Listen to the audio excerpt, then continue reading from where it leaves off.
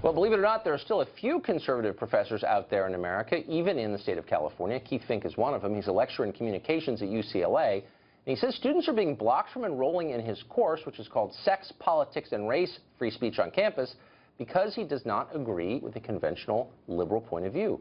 We reached out to UCLA today, and they never responded, but provided a statement to us. Rather, they did not. The head of Fink's department, though, told the College Fix it's simply a matter of keeping class sizes under control. Professor Keith Fink joins us now from LA. Professor, thanks a lot for coming on. Thank you for inviting me. So what I found so interesting about this story, not simply that you're a conservative teaching at a big state school in California, but that you're one of the rare tenured professors who's actually trying to teach more kids. You want to teach kids, and you think they're preventing you from doing so. Well, actually, I'm not tenured. My status is a lecturer. I teach 4 classes at the school.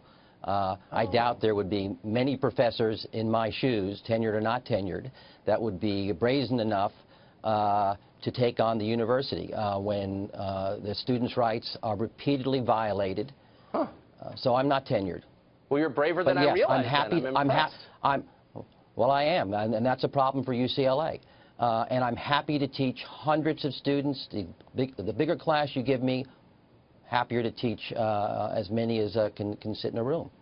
So your course is about fundamentally free speech, and you think that the university is intentionally, under the guise of its rules, preventing students from sitting in on your course. That's correct. I actually teach 4 classes. I'm one of the most popular teachers on campus with the students, not the administration. And the one I teach this quarter, ironically, is entitled Race, Sex, and Politics, Free Speech on Campus.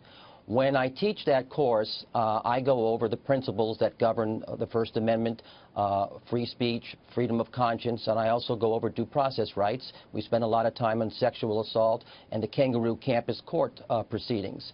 I use UCLA because my students, I know what keeps them engaged and entertained. I use UCLA quite often as concrete examples in applying these principles.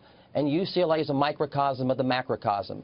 They continuously and consistently trample students' rights. And we can go over just some recent examples. The Kanye Western Party.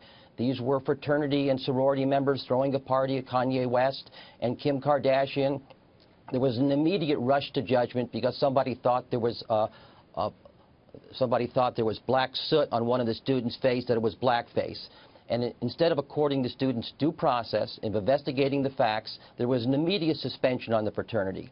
Worse than that, the administrators, as they do each and every time one of these instances occur, they threatened the students in one of their email missives that they're immediately going to investigate this hateful, offensive speech and use all lawful resources for students who found to have engaged in intimidation or harassment. There is no offensiveness exception to the First Amendment. There is no hate speech exception to the First Amendment. There is no hateful exception to the First Amendment. Well, wouldn't you imagine UCLA administrators would know that? You have a law school attached to the university, correct? Well, this is even more maddening. The culprits really are Dean Kang, Dean Gomez, who are both lawyers, and Chancellor Block. I don't know if he's a lawyer or not. They absolutely know the law, but they abuse the law, and these 18-year-olds don't know the law. Even if they knew the law, they would be afraid to fight back. They use the law.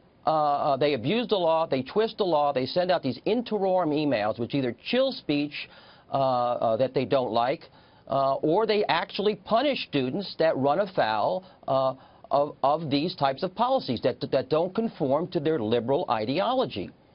So in the process let me give you another good example. There was SJP and MSA, 2 student organizations on campus. There were posters linking them to Hamas. Now, the university, again, came out and criticized these posters as being hateful, offensive, and if students were found involved, they would be brought up on conduct code charges. Again, for the points I just enumerated, that violates the First Amendment. The UCLA has a viewpoint discriminatory application of its own policies. Let's put aside for a second that it violates the First Amendment. Last week, in the Daily Bruin, there was an anti-Semitic cartoon of the worst sort.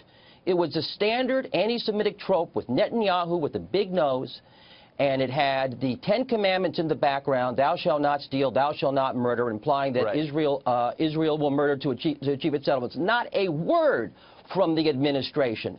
How is this instance with the cartoon any different with the poster?